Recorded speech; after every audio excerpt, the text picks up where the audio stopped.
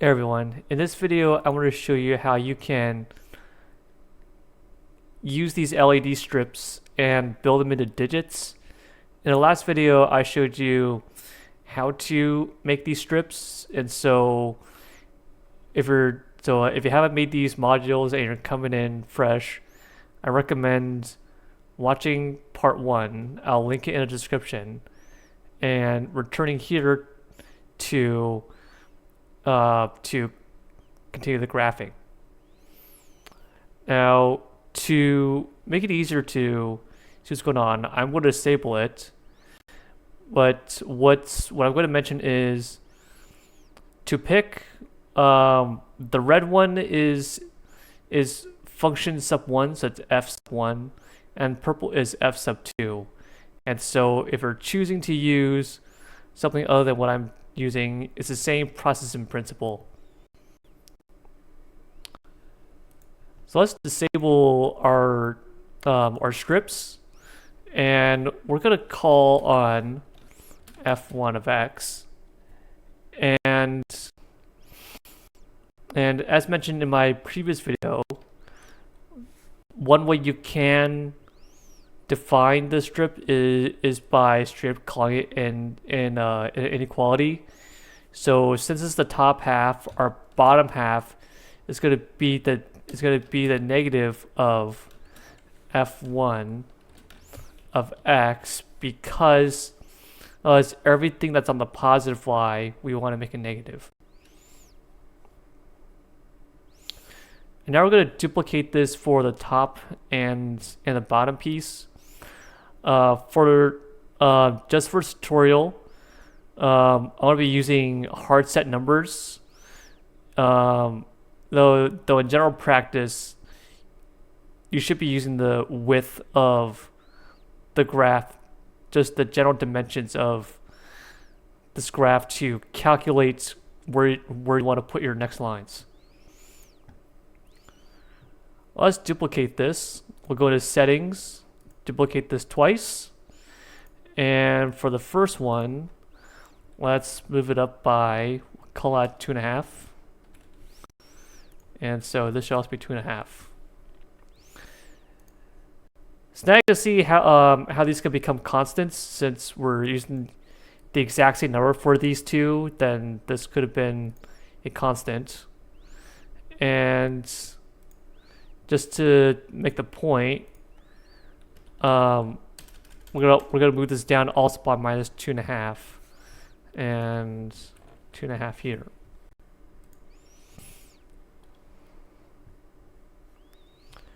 To do the sides, we would like these pieces to be oriented vertically, and so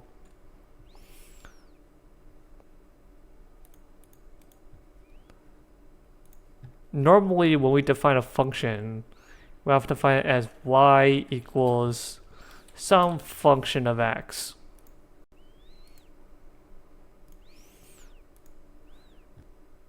But rather than defining a completely new function just to end up with the same shape, we can say that at everywhere that y used to be, we want it to be x instead, and everything that used to be x, we want it to be y instead, and that's going to give us the vertical orientation of this.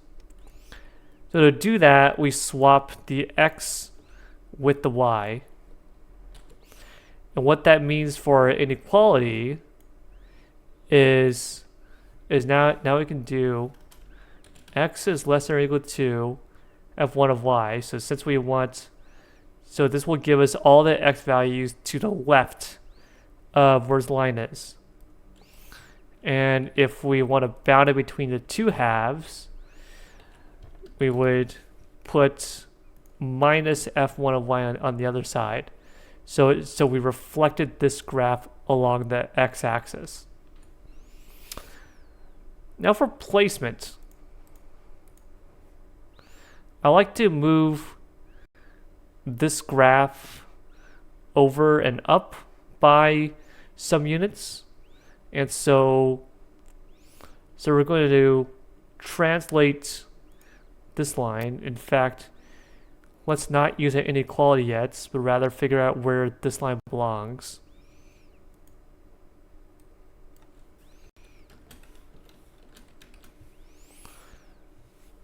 And so to move it along the x-axis, we would add to this value here. So if that's, I don't want to use 2.5 again because as I don't want to give the wrong impression that it's the same number used everywhere.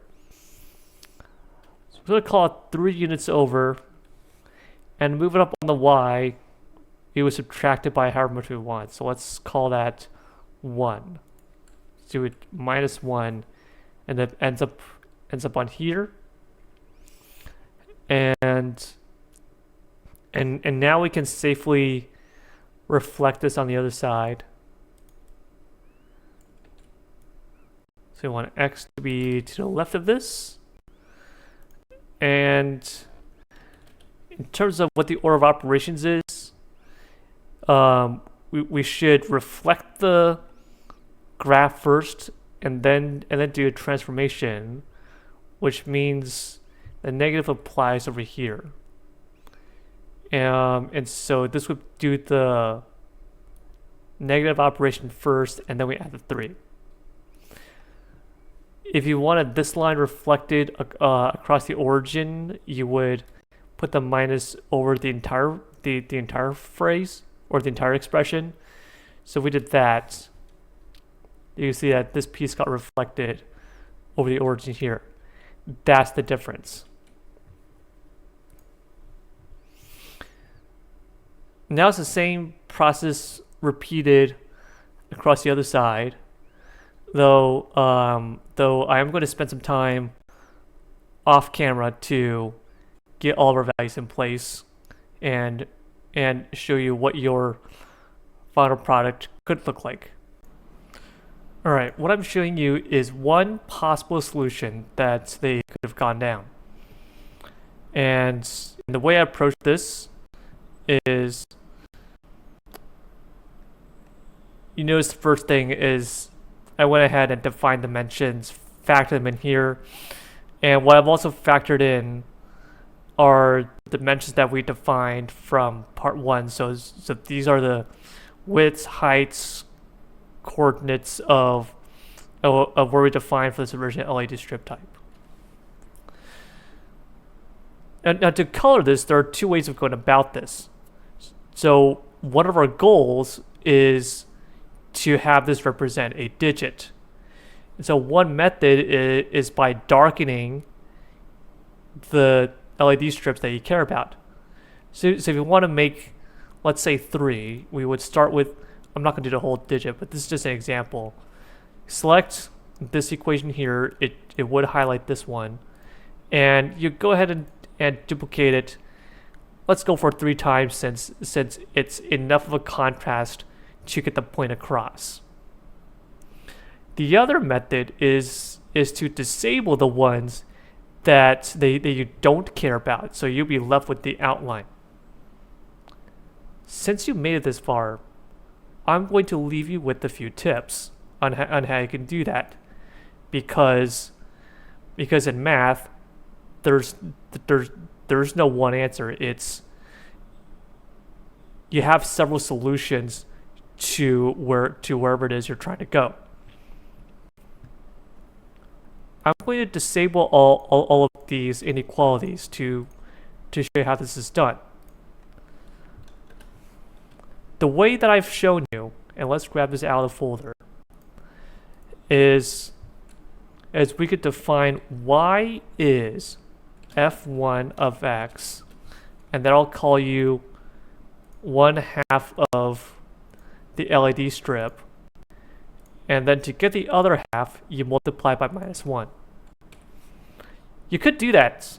You could use that everywhere, and then you would simply flip the inverse if you want the other orientation. We've done that. The other method that I want to show you is, let's call this method, if we can get this equation back, let's call this method 1 separate equations. The other two methods go on the fact that we could define an implicit equation that covers both the positive and the negative values, and there are two examples that I can show you. One of which is squares, because if you want to solve for a square, you're going to get both a positive and a negative solution. So we have y squared is f1 of x squared. Well, it's common to think that all you're doing is neutralizing the x1 up here. We can't forget about the negative solution, which is why this equation works. You get both the top half and the bottom half. The other method I want to show you, I want to call it method 3.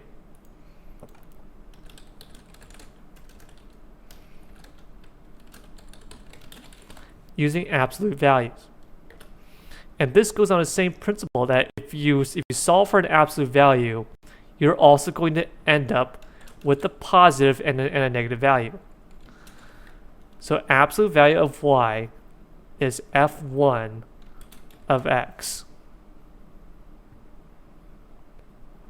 You may be thinking that we just went through this entire exercise, however long this video has been going on for right now, to define inequalities using this long way. This is one solution to getting all of your LED strips. But here's something you can also do. Let's enable one of them.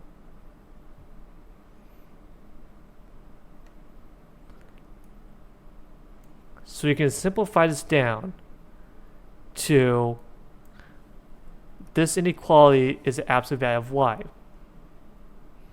This is not the whole thing, because if I were to move this, it's not fully working. And that's because this y sub 2 here belongs in here. So now you can see that if you move your y up, it goes up. If you move your x right, it goes to the right. And if you want to, you can repeat this process across, though there's nothing about this that says you have to go back and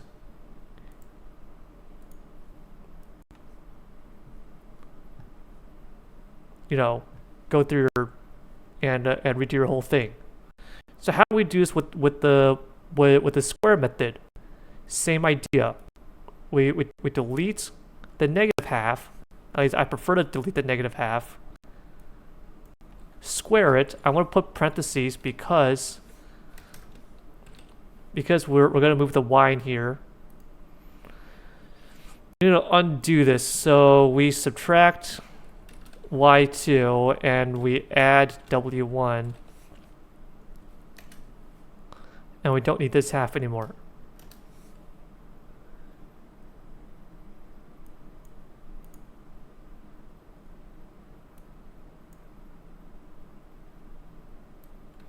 And we should probably square this piece.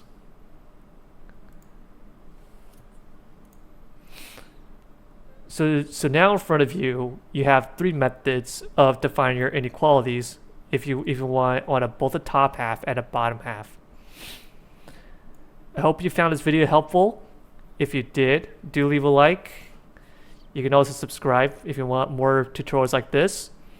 If you found this video, if you feel like it needs more explanation, I would appreciate a comment, asking questions, saying what you need more explanations on. Since that would most definitely help, not just my videos, but also anyone else scrolling through the comments who may have the same question. Thanks for watching. I'll see you next video.